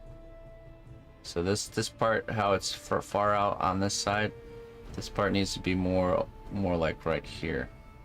So you can just bake it, and then you can make that adjustment after it's been baked. Since it's gonna be a rough process, you're gonna really like bend it back, bend it inwards. So.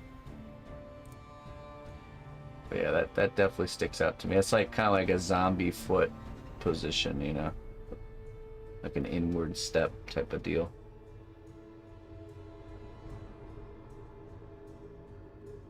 But everything else looks great. That's the only thing that sticks out to me.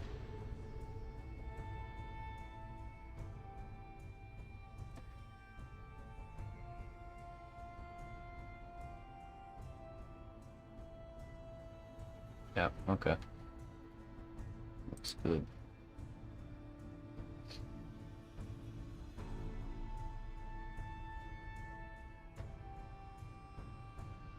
Okay, Moxie.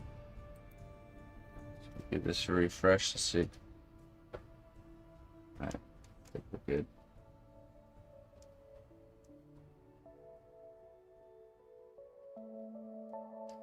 Okay, let's go. Toadstool.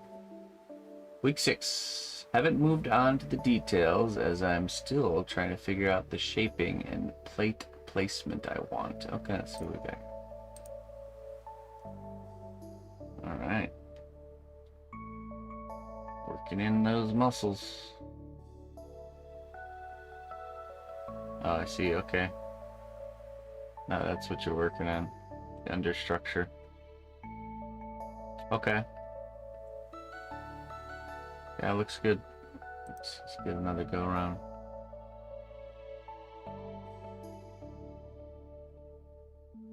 I could tell you had a lot of fun developing the understructure muscles on the back. It's good. It's good. It's good to get the practice in while you can.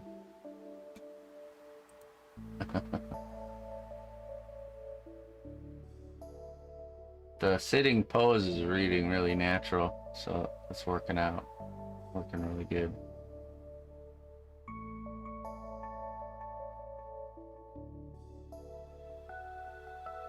Yeah.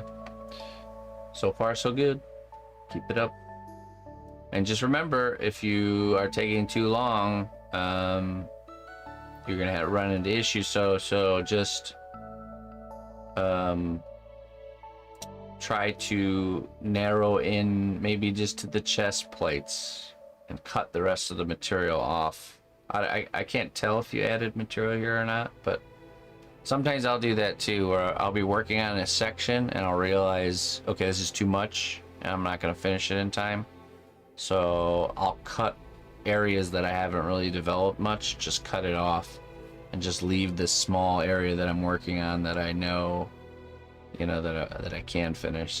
So for you, that maybe that's the chest, just the chest plates, and then bake it, and then re-add the clay to like the neck, and then do that area. So just don't be afraid to do that, because it's very easy to kind of bite off more than you can chew, and then you're running into issues with the clay really stiffening up. So just something to be careful of. Okay. Saradini. It has taken me a while to work out how to get the scales on the neck to work, and I quite haven't gotten to the chest and the underbelly. I'm not sure about the chest scales that I do have. Do I need to build them up and make them more spiky? Let's see.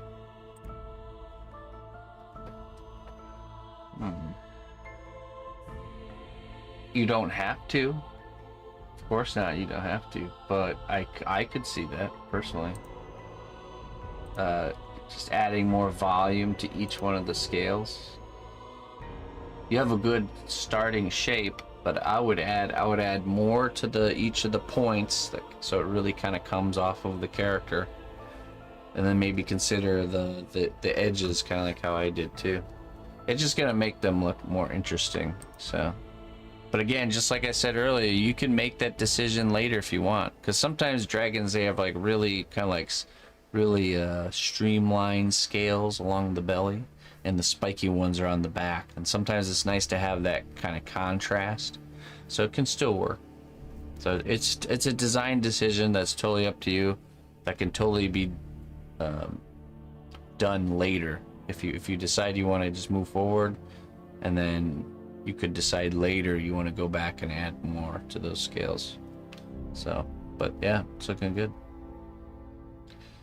I want from neck to tail, but I have today and tomorrow off, so I'm grinding. All right, yeah. Well, I'm just saying, just maybe try to focus on one area at a time, and that way, if you do get to a point where you can't get it all done in one bake, then you can just kind of cut off the area you haven't really worked on much. So don't spread yourself, like doing a little bit on the neck, a little bit on the chest, a little bit on here, you know, and then you find yourself in a race for time. So You got this, Totsu. Got this. These look really nice. They turned out really good. They're good. Nice and clean. Yeah, looks very pleasing. Very pleasing indeed.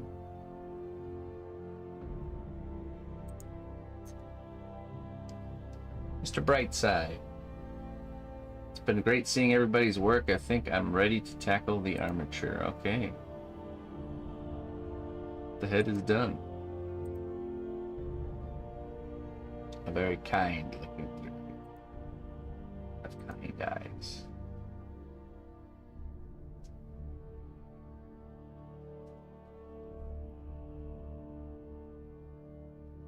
Yeah, it's looking good.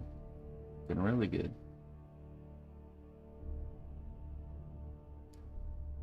No, I agree. I think you're ready.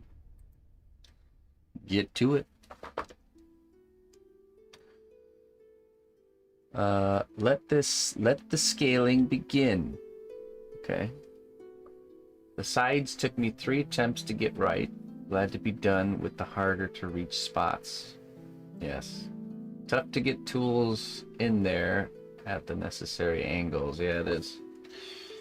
Yeah, and you know, this is something to be said about, you know, personally in my just my normal work, it's kind of like the next level for me of the creation of my work, is that I'm really trying to eliminate problems like that through engineering the piece to come apart. So, but that is kind of like the next level, because it just makes life a lot easier if you can just, you know, just like with the current piece we're working on with we have this huge character with the explosion and all that stuff, and it all comes apart, and it's just really convenient to work on. So practicing stuff like that. But obviously on this, I'm with you. I'm right with you on that one, because none of us is detachable, because it's kind of doing detachable components is intermediate type stuff, you know. It's gonna just cause issues for someone who's not ready for it yet. So it's easier to stick to the tried and true, just build it and steel stick it all up, and then kind of suffer the hard to reach spots. So all right, let's take a look. All right, hey, it's looking really good. Very nice detail work. Oh yeah, look at that. Really clean. Reads really well. Reads really natural. Wow. Compared to your other dragon, this is definitely like miles ahead there, Clayton. Not that your other dragon isn't great. This is like really, really next level for sure.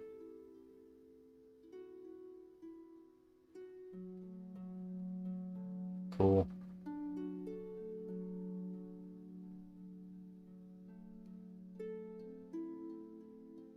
Mm-hmm.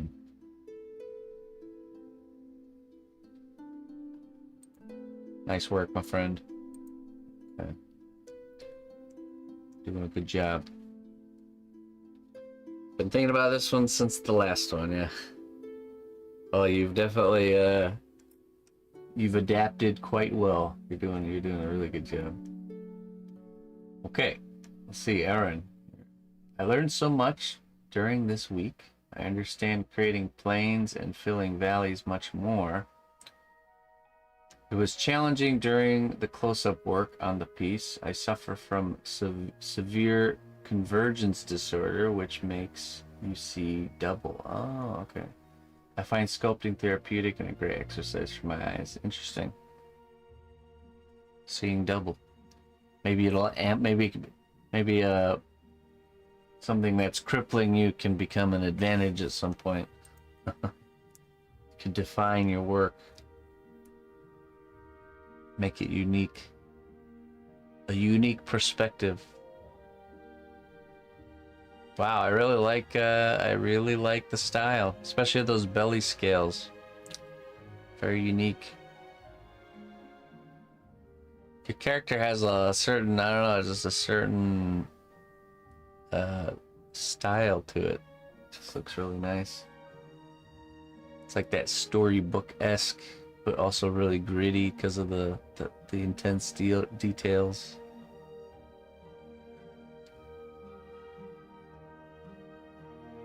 Awesome. Whimsical, I guess. That's definitely what I'm looking for.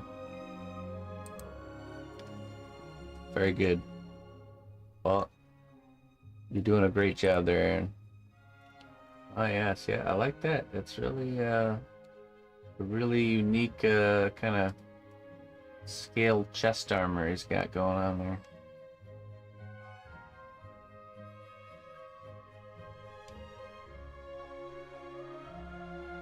Almost reminds me of like almost like even a turtle shell-esque. I don't know if you used or drew some reference from there, but cool. Looking good. Keep it up there, Aaron. You're doing great. Morph. How big do you want the main horns? Answer: yes. So it's still early, still only on the top of the head, but I wanted to do the main horns first before working on all the first textures and details. Okay, I'll rework the left eye for size comparison. I need to do that part quickly because I'll be scared as long as I don't bake these horns. Okay, let's see. Okay. Let's see. Ah, I see. Okay, you want really big with the horns. Oh, I see. Yeah. Great job on the horns, but I bet you're having a hard time focusing on the head and the horns at the same time. I will have to say. But working through it. I see. Okay, so I definitely see a symmetry needs to be worked on the eye here. But yeah, these look great. And what I would do too is, if you're gonna bake it and then try and add textures and stuff later, at least cover it with some sort of base skin texture or something. Don't just leave it plain, because there's always a chance it's gonna be harder than you expect to add texture. So it's better to have like some texture there as a backup, just in case you can't really add it and get the look that you want. So but yeah, this eye definitely needs, you can see this one, it just has more volume to the eye. And also, even, I mean, from this angle it looks better, but from this angle you can tell that the position, actually, you know what, maybe the position's fine, it's just that because the eyeball itself has more volume, it's causing it to look like its position is off. But I think if you took the like if you just look at the eyebrow here and the eyebrow here, they seem to be good.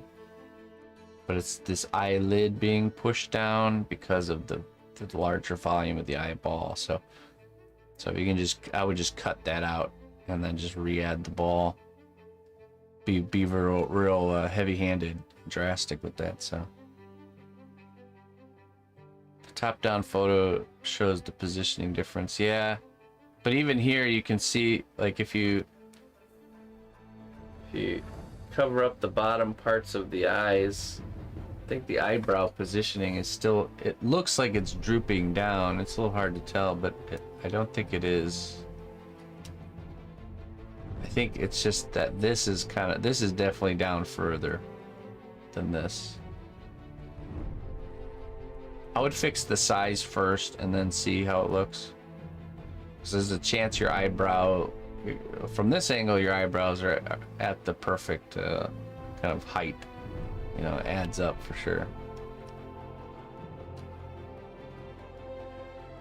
Yeah, and then from here, not too bad. I mean, I could see it going back just a little bit more, but that's not huge. All right. Well, you're off to a great start. That's definitely a nice set of horns there, Mr. Morph. Look forward to seeing more from you. Okay, let me scroll through here, make sure we didn't miss anybody. I don't think we did. Didn't Moxie say? Didn't she say you uploaded? Did you maybe put it in the wrong side? Oh, you did a gremlin. Okay, you're on the gremlin class. I forgot. Okay, cool. All right, that's it for our students following the dragon piece. Again, next week submissions are hashtag week 7. No matter what stage you're at, if you're just starting your dragon, still do hashtag week 7 for your submission. Okay, nice work. Let's go over to the gremlin class here. Okay, there we go. There's our submission. Here's what I've done for the week. My gremlin turned into a pirate. Forgive my air conditioner white noise in the background. That's okay, I mute it. Sounded like a 747 in my studio. Okay. Okay, I see what you're saying. There we go. Don't worry.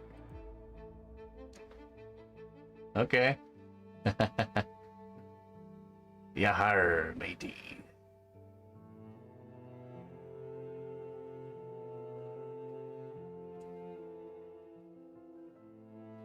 Okay, it's looking very good, but also don't feel attached to the work you've done, and you like, because this sometimes we do this, like you put this lovely detail on the top of this here, and there'll be a part of you that will not want to cover the detail up when you're working on the rest of the character.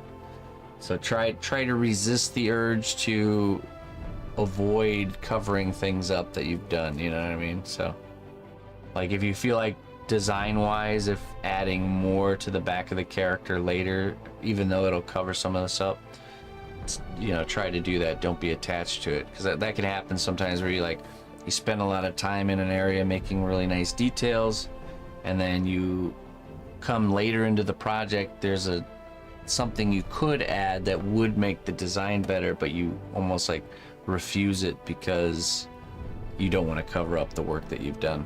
And so try not to think like that, you know, like, oh, I don't want to cover up this nice detail over here that I did, you know. So try your best to not let that attachment prevail, and let the overall design flourish. Okay, so relatable. I know I go through these same, I'm telling you, I go through these same mental struggles, you know, these battles amongst yourself, because the reality is it's the little details don't really matter. It's the overall composition of the piece. And you know what, if you have to cover up details you've done before to make the composition better, it's always worth it, always. So but yeah, let's see. The hat that I wanted to add will cover up the mole on the head. Dang it. Yeah, see, yeah, don't be attached to that. It's okay, it's fine. It's all about the practice anyways, the experience, you know. So, because I could see, like, later when you add clothing and all kinds of stuff like that, it's gonna want to cover up this nice text you have on the box. Just don't feel bad about it. Let it happen, okay?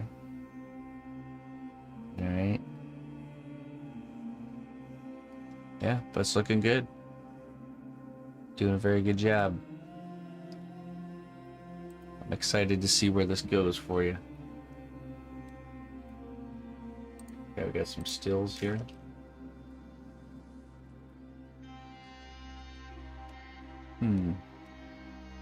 I don't see nothing that steps out. That's like, ooh, you must work on that. It's good. Okay. I believe that is everything, ladies and gentlemen. Thank you all for joining me today. You've all been a wonderful audience. That will end our 7th class of the Dragon class. We got a lot of homework to do, that's for sure. But so it's also exciting. If anyone's interested in buying my dragon piece or adapting it, just shoot me an email, because this piece does not have a owner yet. So, and since it's not commissioned, it is available.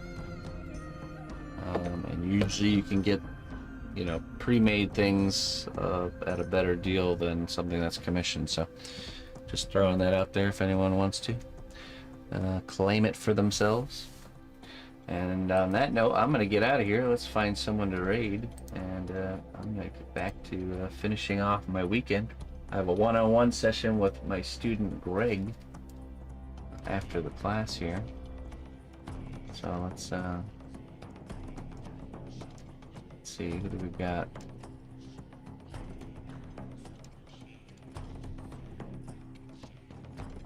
Evil Ted Smith, Yankee. Coffee and Sunrise Garden. Okay, you know, let's see what else we got here. Alright, yeah, you know what, let's do Yankee. Like a good old Yankee stream. Yeah, it's worth mentioning if anyone is interested in kind of a, you got something very specific you want to learn, or you want me to review your work and tell you what you should change or work on, you can book a one-on-one with me. Or if you want to do what Greg is doing and we work on a project together start to finish with multiple sessions, or you're working on your own personal project and you're lost and you might not know how to fix things or what to do, I'm totally that's something I could totally help with. So, or if you're planning on starting a project that's bigger than you've done before and you want to know the best approach, that's another thing we can do. So just reach out via email if it's something you're interested in. Okay, let's get this raid going here for Yankee. And I will see you guys all tomorrow, bright and early, for our Monday morning stream. Till then, bye-bye.